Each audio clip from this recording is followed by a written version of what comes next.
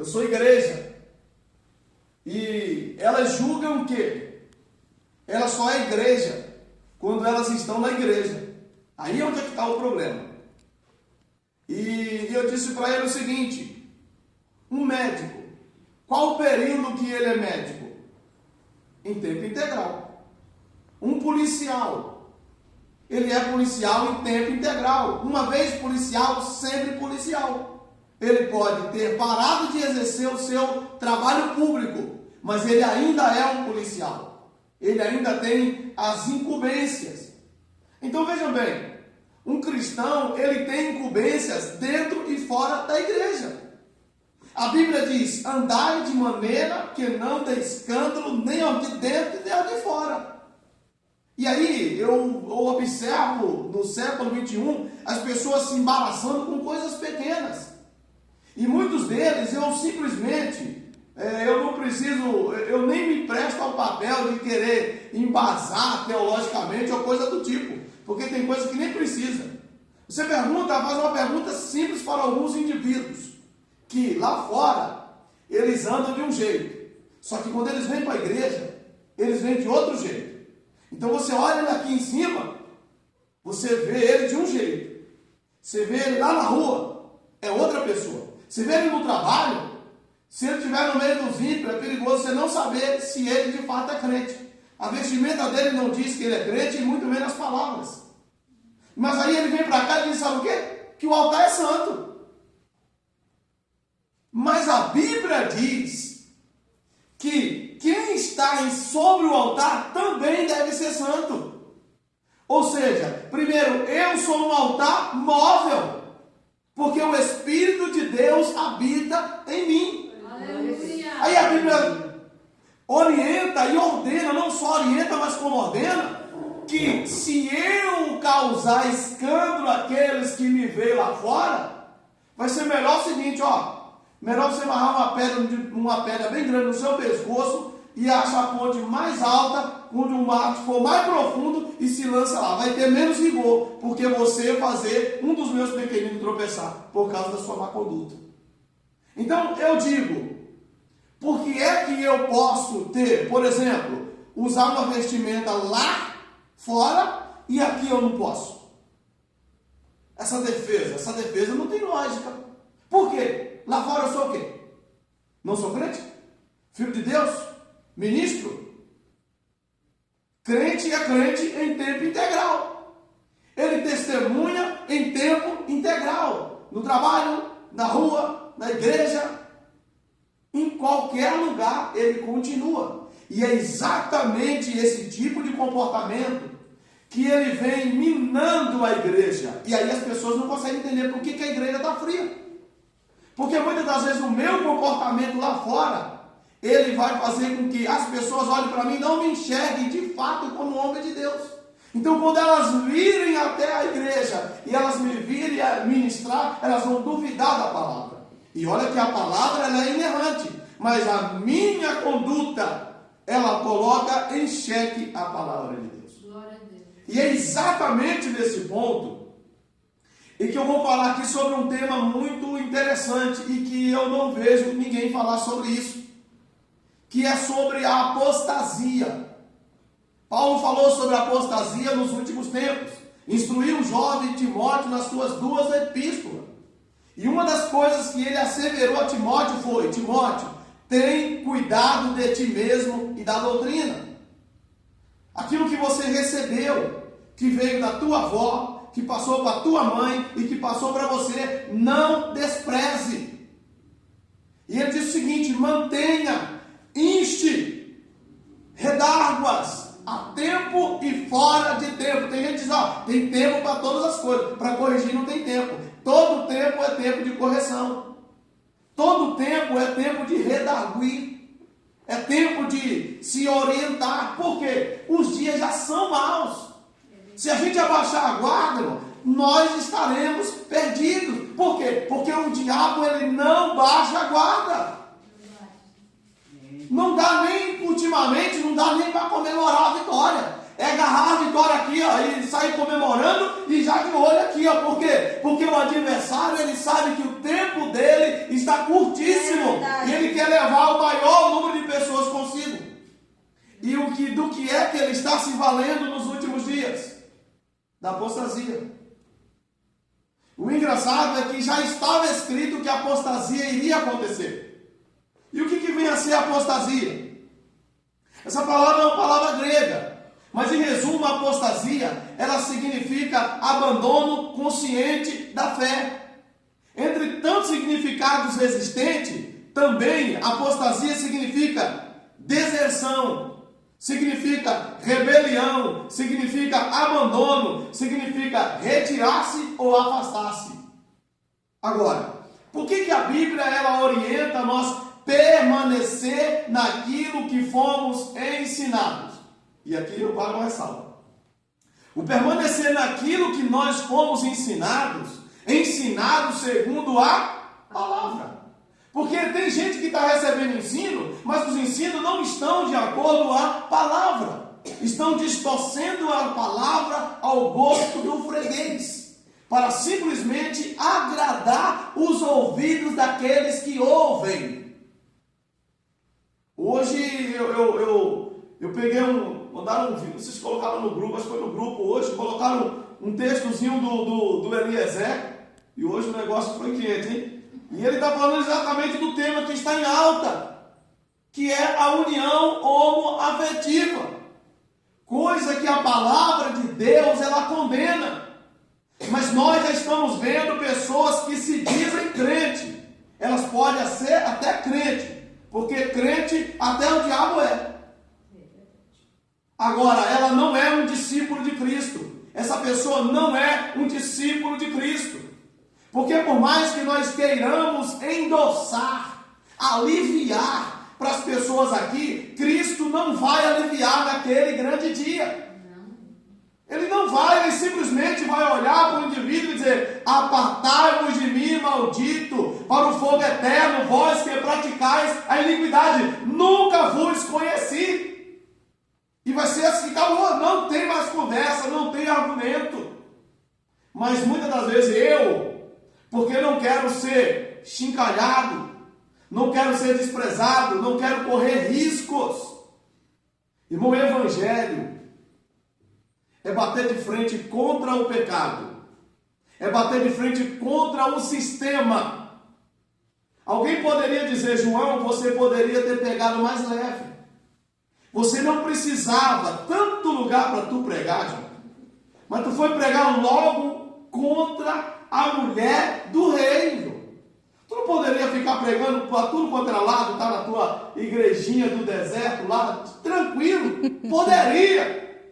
Mas não, ele teve que dizer para Herodes que não era lícito o que ele estava fazendo. E ele não sabia que a morte era certa? Mas ele não hesitou. E hoje ninguém está falando de ainda perder a cabeça. E as pessoas já estão abandonando a fé. Estão abandonando a fé por causa de uma amizade. Estão abandonando a fé por causa de um pedaço de pano. Estão abandonando a fé por causa dos seus desejos carnais. E a Bíblia diz: aquele que quiser vir após mim, isso foi Jesus quem disse, renuncie a si mesmo, tome a cada dia a sua cruz e siga-me. Se tem uma coisa que não é fácil, é renunciar a si próprio. Vamos falar até mesmo de quem quer às vezes emagrecer, mas ele quer aquela dieta, emagreça comendo. De tudo. Coma de tudo. Brigadeiro light e vai emagrecer. E ele acredita, mas não sai do mesmo peso. Mas ele está crendo, ele está confiante que vai continuar emagrecendo, comendo. Então, é melhor você acreditar que na eternidade você terá um corpo fitness e comer à vontade. Então, o que acontece? Nós estamos vivendo um período em que as pessoas elas querem Cristo, querem o reino de Cristo, mas elas não querem abandonar absolutamente nada. E ser cristão é ir contra o sistema. Romanos 12, Paulo fala de que a nossa mente deve ser transformada para não nos conformarmos com este mundo. Mas hoje o mundo dita a moda que usamos dentro da igreja. E como se não bastasse isso, nós incrementamos mais alguma coisa. De maneira que nós temos hoje carnaval gospel. Nós temos festa junina gospel. Uma aberração. E tem algumas pessoas que se dizem pastores, que para mim é uma vergonha. Que diz o seguinte: mas aqui é para a gente ganhar as pessoas que foram ao carnaval, que foram à festa junina. Quem vai à festa junina não está esperando encontrar Jesus.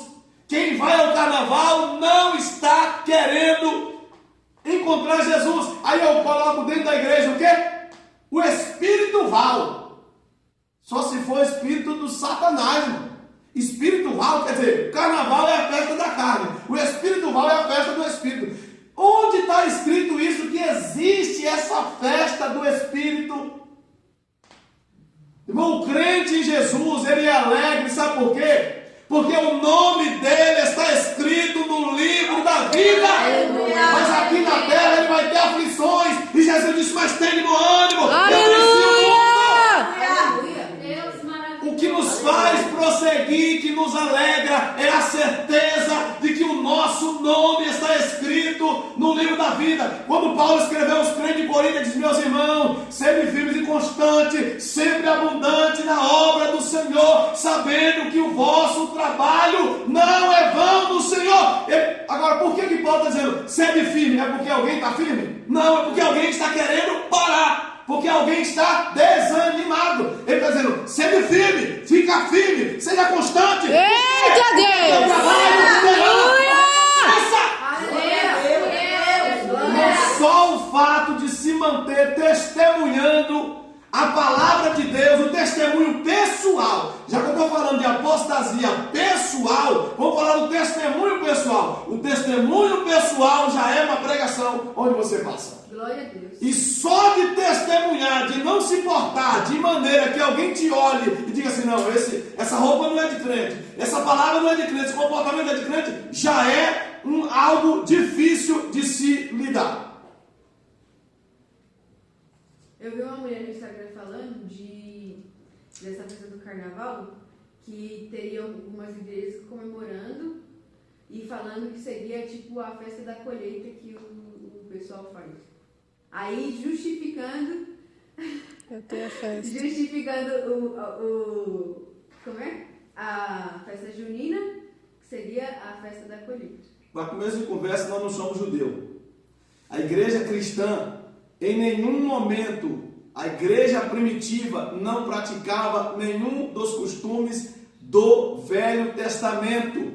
Respeitavam como normas, e ele dizia o seguinte: quem era que estava, quem aceitou Jesus, que ainda continuava observando os ritos judaicos, eles tinham por obrigação de saber o seguinte: não é pelos ritos que vocês serão salvos. Paulo deixou claro: pela graça sois salvos por meio da fé. Isso não vem de vós, é um dom de Deus, não vem das obras para que ninguém se glorie. Então existia alguns cristãos que ainda tinham algumas práticas judaicas, tá? Inclusive o próprio Paulo, quando chegou ali, teve que rapar a cabeça, etc. Serão costumes para que manter dentro daquela normativa judaica, mas não para efeito salvífico. Então não existe nada. Paulo não orientou nenhuma observância ele observou algumas coisas, porque os judeus estavam batendo em cima dele e ele tinha que se portar ali naquele meio para pregar a Cristo, porque muitos judeus ainda resistiam a Cristo.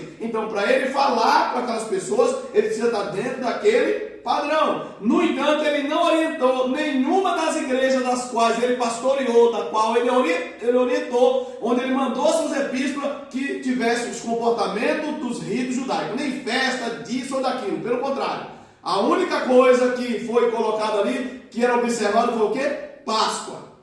A Páscoa é que ali o próprio Cristo institui. Então nós temos a Páscoa no Velho Testamento, que começa ali aquele cordeiro ali, que é simbólico, e agora Cristo vai fazer a ceia. É isso, e no Novo Testamento o modelo de ceia não era esse nosso aqui. Então era mais ou menos como a judaica, porque era comida mesmo. Então o banquete mesmo, e o negócio era para comer mesmo, para ver, encher a barriga. Né? Inclusive foi advertido porque uns comiam demais e outros comiam de menos. Né? Então eles diziam, não, vocês têm que esperar uns pelos outros, porque estão havendo ali uma baderna, então teve que ter orientação. Mas não temos nada. Então a igreja de Cristo, Cristo já veio para cumprir a lei, e tudo essas coisas aí, essas festas, eram os ritos da lei, eles tinham que cumprir isso, e tinha uma memória, para eles lembrar que eles saíram do Egito, que Deus tirou eles com mão forte, mas aí o que Cristo faz? A ceia, lembrai, fazei menção de mim todas as vezes que vocês comerem do pão, todas as vezes que você beber do suco, esse aqui é o Novo Testamento no meu sangue. Fazer isto em memória de mim, disse Jesus. Ele disse em memória lá dos ritos do Velho Testamento. Então isso aí é conversa fiada. O que acontece aqui é uma coisa muito interessante que a gente precisa observar, que a apostasia pessoal, já que eu falei que a apostasia é o abandono consciente da fé, e o escritor aos Hebreus, ele já vem advertindo aqui que nunca haja em qualquer de vós um coração mau e infiel. O escritor aos Hebreus está falando para crentes, e ele está usando o exemplo dos maus exemplos dos crentes, dos servos de Deus lá do Velho Testamento, que murmuraram, que se apartaram de Deus, mesmo vendo todas as suas maravilhas. Então aqui, essa apostasia pessoal significa que o relacionamento do crente, ele vai cortando, é como se você tivesse uma corda, e na proporção que você vai puxando, ela vai desfiando. E ela tinha muitos fios, e ela vai perdendo. Daqui a pouco, ela vai desfiando, e ela vai perdendo aqueles fios. Daqui a pouco está só lá um fiozinho. E aí daqui a pouco, rompeu. Rompeu esse fio, rompeu o relacionamento com Cristo. E é o meu relacionamento com Cristo. E eu não tenho como ter relacionamento com Cristo sem ter relacionamento com a palavra. Por isso que as falsas religiões, ela tem um pouco de palavra e o resto é tudo achismo. Porque eles pensam demais. E o evangelho é tão simples que nem precisa de tanto raciocínio. Eu só preciso entender que o que Cristo fez por mim, aceitar. Acabou. Não tem mais nada. E agora eu começo a saber que, sendo eu uma nova criatura, como Paulo diz, quem está em Cristo, nova criatura é, as coisas velhas já passaram, eis que tudo se fez novo. Então, quando eu paro de observar as Escrituras, eu começo a perder esse relacionamento. Esse próprio livro está dizendo o seguinte: uma das características que faz as pessoas perder o relacionamento com Cristo é a comunhão entre os irmãos. E aí ele diz o seguinte: não deixe de congregar como alguns. Ele instrui não deixar de congregar, não deixar de partilhar, não deixar de estar junto. Porque qualquer corpo, se começar a tirar os seus órgãos, separar ele uns dos outros, automaticamente daqui a pouco todo o corpo morre. Tá certo? Então a gente vê aqui que o vínculo do cristão com Cristo começa a ser quebrado. E como isso é possível? É possível quando eu começo a fazer a minha vontade e não a vontade de Cristo.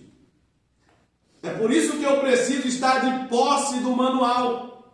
Tá certo? Eu preciso estar de posse desse manual. Se nós olharmos aqui Hebreus 6, 4 e 5.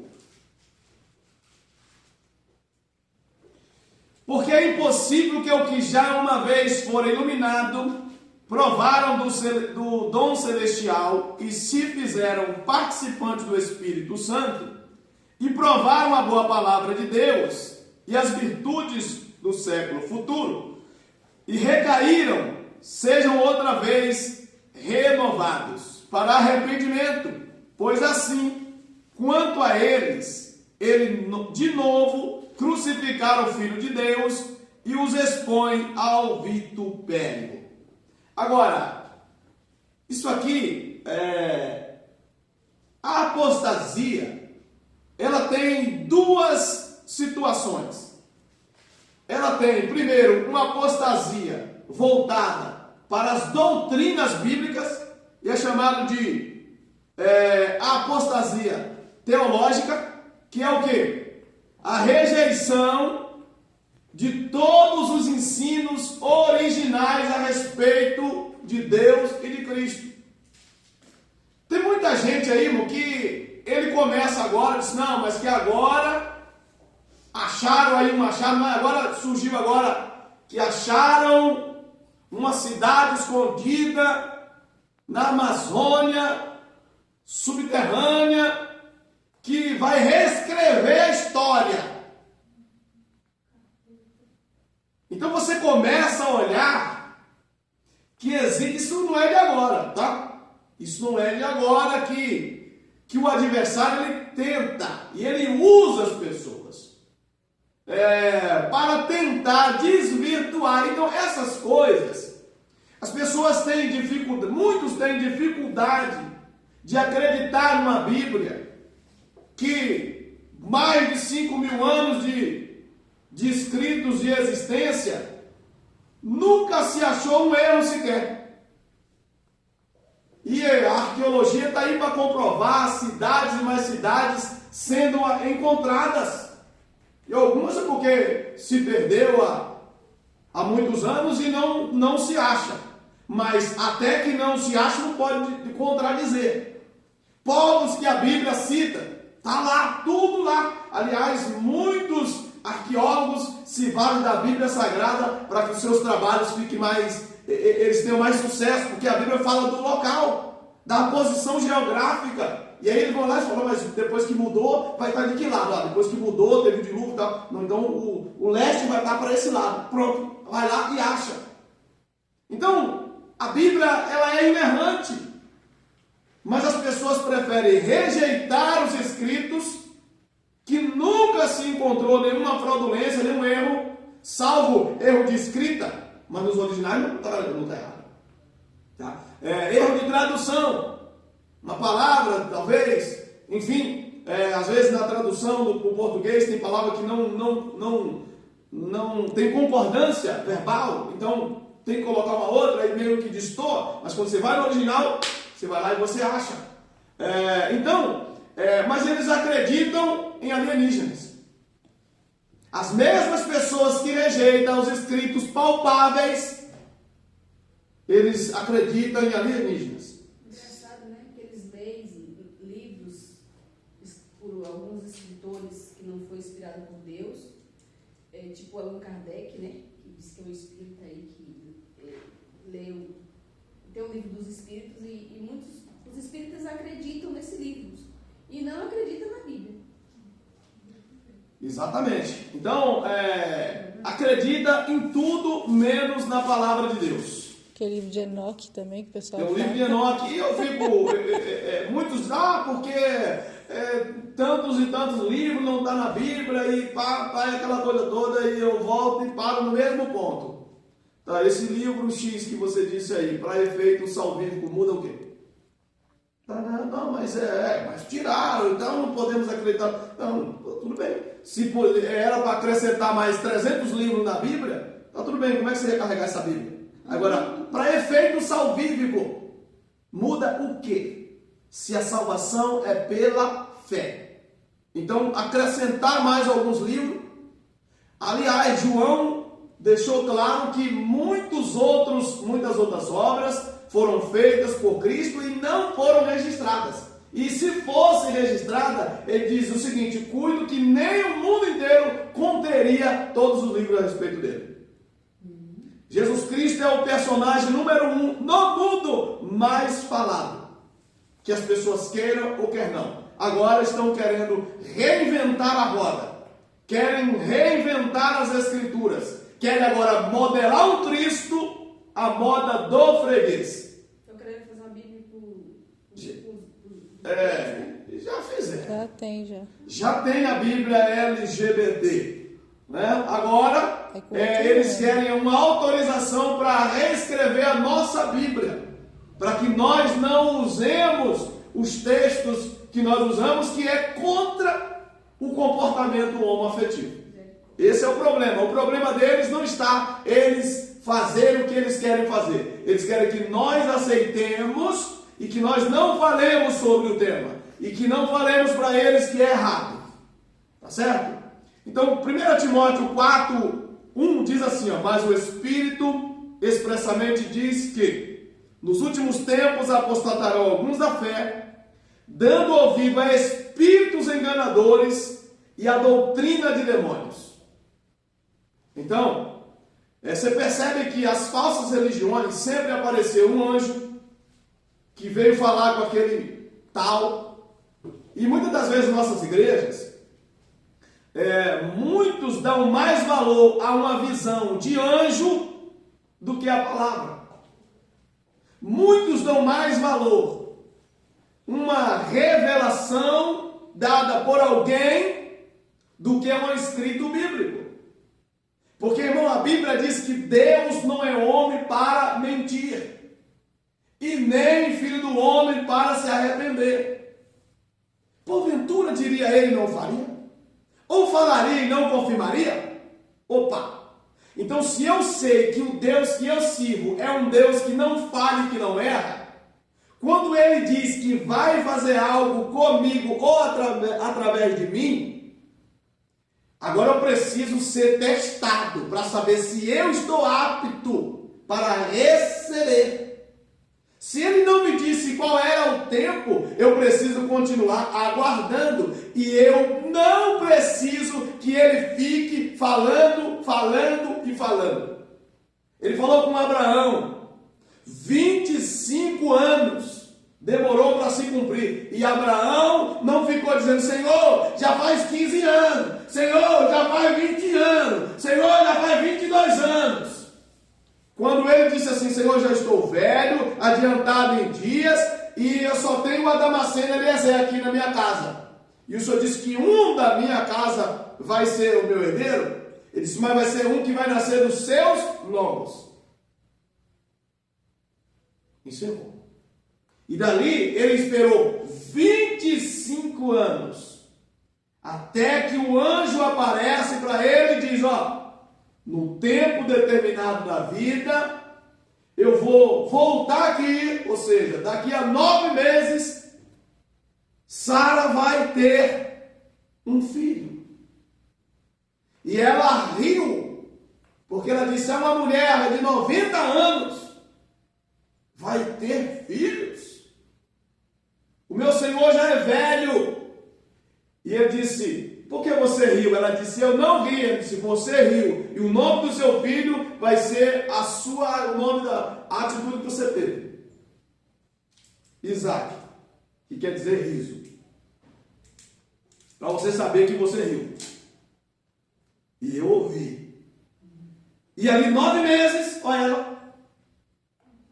E quando a gente busca, quando a gente desacredita do Deus que fala, e não precisa ficar repetindo todo dia o que vai fazer conosco, sabe o que a gente faz? A gente se precipita. Porque a gente não aguenta passar pelo teste do tempo. Eita. Aí a gente faz o quê? Me ajuda. Meu Deus. Aí a gente vai buscar dar uma ajudinha para Deus. Oh, Senhor. Ó, Deus falou, mas ó, quer saber? Eu vou dar uma forcinha pro pai. Eu vou fazer o seguinte, ó. Eu aceito embalar um filho através da minha serva. E aí ela faz o quê? Coloca a serva na jogada. E aí a serva foi uma prova para ela e era uma prova para a serva. Ou seja, é melhor esperar em Deus do que caçar problema com as próprias mãos. Jesus, misericórdia, Senhor. E por causa da irmã Sara, é que os israelitas estão no BO até hoje. A briga no Oriente Médio é por causa dela. Então, mas é melhor esperar. Quando a gente não espera, diz que o apressado come cru. E quando a gente gente não espera o tempo de Deus, a gente pega a bênção pela metade. Eu sei, você sabe, Deus também sabe que é agoniante esperar. Eita, Mas é a Senhor. melhor coisa que Aleluia. nós fazemos. Porque nesse processo ele vai nos moldando, Oh, ele vai glória! nos modelando. Não é fácil você pregar o Deus que pode todas as coisas e parece que ele não pode nada na sua vida. Ele faz, ele acontece, ele abre o mar, ele prepara a codorniz e às vezes você não tem nem o ovo da codorna. Mas ele não deixa de ser o que ele é. Só que ele está me moldando e me preparando para algo bem maior. Aleluia! Mas eu preciso suportar com paciência. E quando nós não fazemos isso, nós arrumamos problemas para nós mesmos. Primeiro, através das consequências das ações que nós tomamos sem a direção de Deus. Segundo, corremos o risco de entrar pela apostasia pessoal. Que é o quê? Em busca de Deus, a gente vai buscar quem nada tem a ver com Deus. E um exemplo desse foi quem? Saul. Querendo ouvir Deus, consultou até a feiticeira. Então, ele tinha essa necessidade? Não.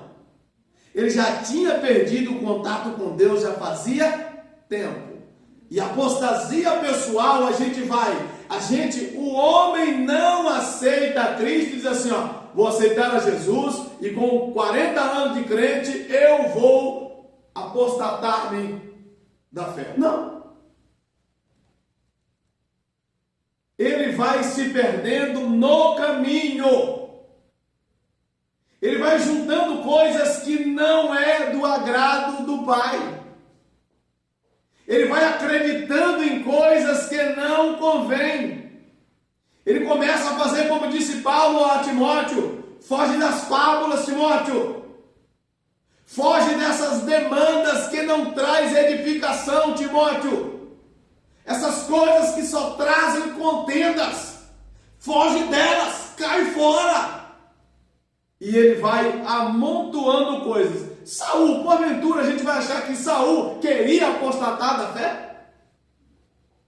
Eu fui escolhido para ser o rei de Israel, mas no meio do caminho eu vou me apostatar, eu vou abandonar o Deus. Não, ele estava empolgado. Ele errou tentando acertar. Ele queria até acertar, por isso que não basta querer acertar. Não basta querer, meu Deus, vê o coração, o coração de Saul foi mal, por essa atitude. Porque eu preciso saber, eu até quero, mas é da vontade de Deus. Porque não tinha um desejo mais nobre do que no coração de Saul, para nós, na visão nossa. Porque ele queria fazer o quê? O povo está indo embora. Se não oferecer a oferta agora, o povo vai todo mundo embora. Os filisteus vão vir, ninguém está preparado para a peleja, morre todo mundo. Só que ele se esqueceu de uma coisa: quem estava no comando era Deus. Ele era apenas um mecanismo ali. E assim que ele oferece, chega Samuel. E o repete. Filho, Deu ruim. 10 segundos. Se você tivesse esperado, se você tivesse confiado no Deus que chamou você, irmão, aí a gente descobre que não vale a pena. A gente descobre que não valeu a pena, mas, meu Deus, para que eu botei? Aí é a hora de botar a mão na cabeça, para que eu botei a mão aí? Para que eu orei? Para que eu clamei? Não era para eu ter pedido isso. Mas a intenção foi boa, mas agora você vai segurar o rojão. A intenção foi boa, mas não agradou a Deus. Então não basta ter uma boa intenção. Então a pessoa ela se perde. E ali foi fim de carreira. Porque como se não bastasse ele ter o seu sacrifício e o seu reinado reprovado, ele falou assim: daqui eu não saio, daqui ninguém me tira. Ficou rebeldinho. Aí a coisa ficou feia. Lá no Éden é a mesma coisa. Deus falou: o pecado está batendo na porta, mas se compete a você dominá-lo. Mas ele não quis dominar. Ele se entregou, Caim se entregou ao pecado. Ele não quis dominar, ele deixou que a inveja o dominasse. E isso é um problema. Esse é o caminho da apostasia pessoal. As pessoas começam a rejeitar os ensinos da palavra de Deus. Vou ler só mais não vai dar tempo de falar mais não. Vou ler só mais um versículo aqui, e aí a gente deixa para outro dia. 2 Timóteo 4:3. Tanto o primeiro capítulo, 3 e o 4, quanto do primeiro Timóteo, quanto o segundo, ele trata exatamente desse mesmo tema. Então, a carta que Paulo estava muito empenhado em trazer esse ensino aqui. 4:3. Porque virá tempo em que não sofrerão a sã doutrina, mas tendo comichão nos ouvidos, amontoarão para si doutores, conforme as suas próprias concupiscências. Então esse aqui é o primeiro passo da apostasia, onde o homem rejeita os ensinos da palavra de Deus. Ele rejeita aquilo que está escrito como princípio normativo, de regra, prática e fé. Não vamos continuar porque não dá tempo. Depois nós daremos continuidade a esse tema. Mas que nós possamos pedir ao Senhor que nos ajude, porque estamos vivendo, e eu digo para os irmãos o seguinte: iremos ver pessoas que aparentemente vão estar muito mais abençoadas do que nós. Você vai estar renunciando, sacrificando, abandonando o pecado e as suas paixões, e a coisa não vai estar boa para você. E você vai ver aqueles que dizendo estar servindo a Deus, tá? Então não vão dizer que está servindo a Deus, mas você vai olhar para as Escrituras e você vai dizer: não foi isso que eu aprendi, mas o cabra está melhor do que eu. Isso já aconteceu na história e está se repetindo. Lembra de Asaf? Asaf só abriu os olhos quando ele foi na igreja. Por isso que não pode deixar de estar na igreja, né? Quando ele foi na igreja, ele disse: até que eu entrei no templo. Então, se ele entrou no templo, esses pensamentos tudinho estavam fora do templo. Quando ele entrou no templo, quando ele entrou em oração, quando ele clamou a Deus, quando ele pediu esclarecimento a Deus sobre aqueles fatos, Deus disse: ó, eles têm até tudo isso, mas olha, dá uma olhadinha que o tempo deles são breves. Então Jesus já advertiu-nos contra tudo isso.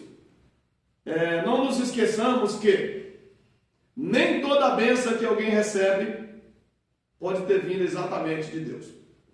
Porque se aquilo que eu recebo não tiver o propósito de glorificar a Deus, certamente não veio dele, e se veio dele, eu me desvirtuei dele, pois eu perdi o propósito. Nós aqui na terra somos apenas mordomos. Então tudo que nós recebemos é para administrar bem, a fim de que o nome de Deus possa ser glorificado. Se o nome de Deus não está sendo glorificado, tudo o que há é apenas envaidecimento pessoal. Então essa pessoa, ela pode já estar entrando pelo caminho da apostasia. E sempre, quando alguém tem um comportamento diferente, aí ele vai sempre naquele texto lá do Velho Testamento. Deus não olha a aparência. Deus vê o coração. Bom, se Deus não vê tanta aparência, as pessoas não se preocupavam tanto com maquiagem. Deus não olha para a aparência. Alguém já sabe como é que maqueia o coração? Porque eu não vejo ninguém maquiando o coração. Pelo contrário, a Bíblia diz que um coração alegre aformoseia o rosto. Não é o pó, não é o blush, não é o cílio de 1,5 metro que aformoseia o rosto. É um coração alegre. Como está com a cara cheia de pó, mas com o coração amargurado, aquele trem trinca tudo, parecendo massa corrida, envelhecida, trinca tudo. Ali, ó, não dá certo. Mas um coração alegre aformoseia o rosto. Vai estar com 70 anos, 78 anos, que ainda é uma delícia. Olha, só assim, ó. Que está feliz. Então, é por isso que nós não podemos deixarmos que, através das lutas e dificuldades, a gente venha se abater. Porque o brilho de Cristo precisa resplandecer no Aleluia, nosso rosto. glória a Deus. E as pessoas, elas veem isso na nossa vida.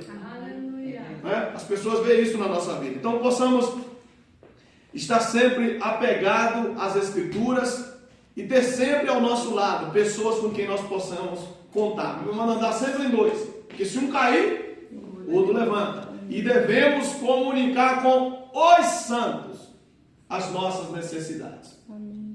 Tá certo? Para que um olhe pelo outro, para que todos sejamos edificados e o nome do Senhor possa ser glorificado. Amém. Guarda essa palavra no vosso coração, em nome de Jesus.